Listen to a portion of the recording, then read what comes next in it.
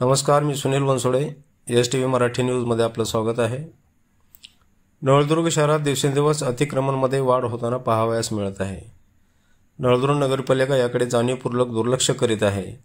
त्यामुळे रस्ता असो, गटार असो की खुली जागा असो, जिथे अतिक्रमण झाले नाही असे नाही.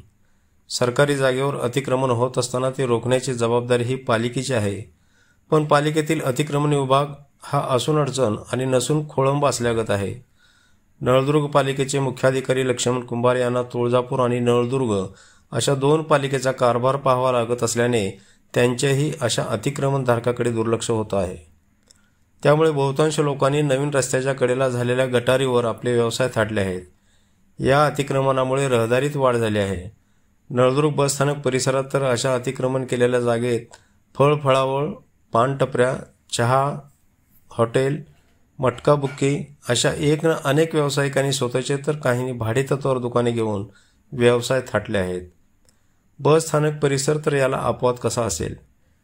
बालाघाट कॉलेज ते बस स्थानक परिसरात महसूल, सार्वजनिक बांधकाम विभाग, महामार्ग विभाग यावर हे अतिक्रमण झालेले प्रामुख्याने दिसून येते.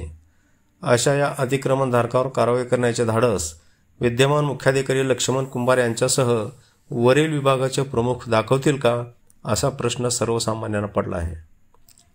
मागे काही वेळेस अतिक्रमणधारकांना हटवण्याचे धोरण पालिकेने अवलंबण्यास सुरू केले होते, तेव्हा राजकीय हस्तक्षेप झाल्याने हे अतिक्रमण निघू शकले नाही. आता मात्र सर्वसामान्य नागरिकांना याचा नाहक त्रास सहन करावा लागत असल्याने पालिकेविरुद्ध कोणी तीव्र आंदोलन केल्यास ते वावगे ठरू नये.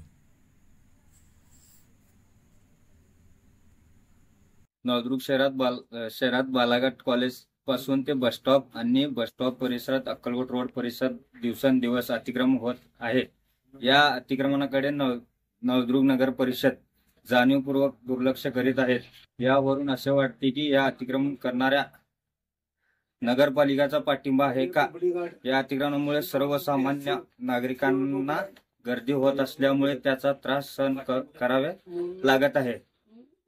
या ठिकाणी अपघात होण्याची शक्यता आहे, नाकारता येत नाही. त्यामुळे नगरपालिकेने रस्त्याच्या दोन्ही बाजूने झालेले अतिक्रमण ताबडतोब काढावे, अन्यथा भाजपा युवा मोर्चाच्या वतीने आंदोलन करण्यात येईल.